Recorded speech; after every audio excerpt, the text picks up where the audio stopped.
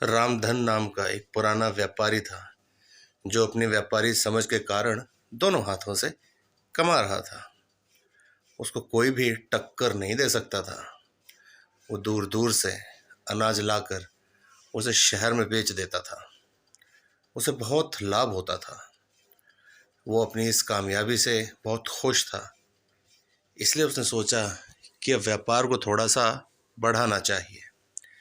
उसने अपने पड़ोसी राज्य में जाकर व्यापार करने की सोची। दूसरे राज्य जाने का रास्ता दूसरे राज्य जाने के रास्ते का मानचित्र देखा गया, जिसमें साफ साफ था कि एक रास्ते में बहुत बड़ा मरुस्थल है।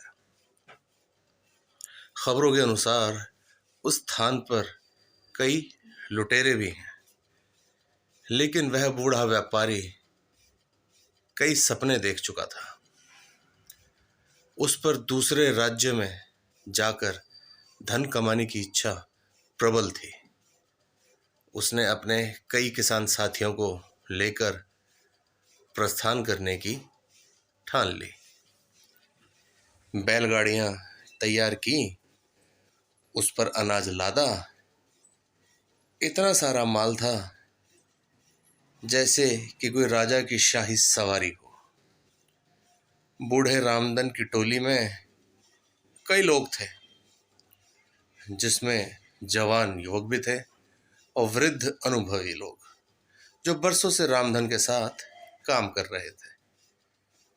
जवानों के अनुसार अगर इस टोली का नेतृत्व कोई नवयुवक करता तो अच्छा होता, क्योंकि वह वृद्ध रामधन तो धीरे धीरे जाएगा और पता नहीं उस मरुस्थल में क्या क्या देखना पड़ेगा। तब कुछ नौजवानों ने मिलकर अपनी अलग टोली बना ली और स्वयं का माल ले जाकर दूसरे राज्य में जाकर व्यापार करने की ठानी। रामधन को उसके चहेते लोगों ने इस बात की सूचना दी।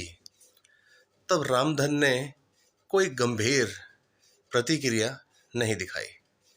उसने कहा, भाई, सबको फैसला लेने का हक है। अगर वो मेरे इस काम को छोड़कर अपना कुछ काम शुरू करना चाहते हैं तो मुझे कोई आपत्ति नहीं है। और भी जो उनके साथ जाना चाहता है वो जा सकता है। अब दो अलग अलग व्यापारियों की टोलियां बन चुकी थी, जिसमें एक का नेतृत्व वृद्ध रामधन कर रहे थे और दूसरे का नेतृत्व नवयुवक गणपत कर रहा था। दोनों की टोली में वृद्ध एवं नौजवान दोनों सवार थे। सफर शुरू हुआ। रामधन और गणपत अपनी अपनी टोली लेकर चल पड़े।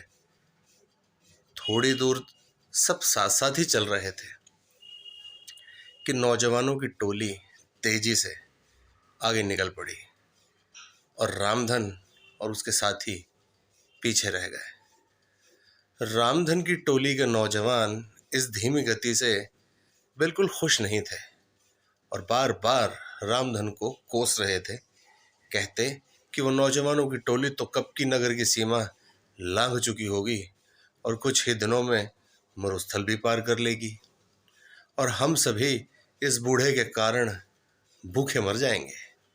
धीरे धीरे रामधन की टोली नगर की सीमा पार करके मरुस्थल के समीप पहुंच जाती है।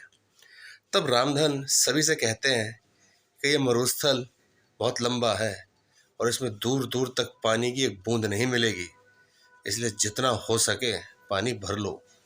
और सबसे अहम, यह मरुस्थल लुटेरे और डाकुओं से भरा हुआ है, इसलिए हमें यहाँ सफ़र बिना रुके करना होगा। साथ ही हर समय चौकन्ना रहना होगा। उन्हें मरुस्थल के पहले तक बहुत से पानी के खड्डे मिल जाते हैं, जिससे वह बहुत सारा पानी संग्रह कर लेते हैं। तब उनमें से एक पूछता है कि इस रास्ते में पहले से ही इतने पानी के खड्डे हैं, हमें भी एक खड्डा तैयार नहीं करना पड़ा। तब रामधन मूंछों पर ताव देकर बोलते हैं, इसलिए तो मैंने नौजवानों की उस टोली को आगे जाने दिया। यह सभी उन लोगों के लिए खुद तैयार किया होगा जिसका लाभ अब हम सभी को मिल रहा है। यह सुनकर टोली के कुछ विरोधी साथी खींच जाते हैं और अन्य रामधन के इस अनुभव की प्रशंसा करने लगते हैं। सभी रामधन के कहे अनुसार बंदोबस्त करके और आराम करके आगे बढ़ते हैं।